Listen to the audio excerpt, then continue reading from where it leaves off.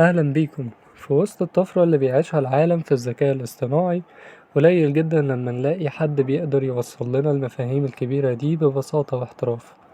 وده بالظبط اللي بيعمله دكتور عمرو عبد الرحمن.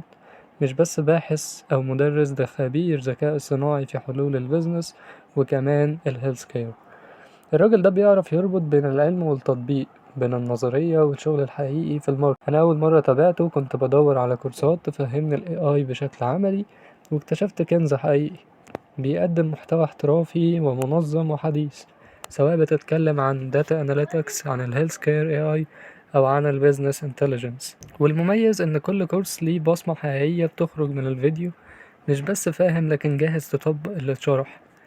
المتابعة على صفحته كانت نقلة بالنسبة لي، وأتمنى تكون نقلة بالنسبة لكم، سواء كنت طالب أو خريج أو حتى بروفيشنال في المجال.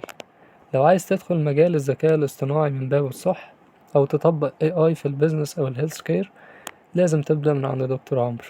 شكرا يا دكتور عمرو، لأنك بتبني جسر حقيقي بين العلم وسوق العمل، وأتمنى ليك كل التوفيق.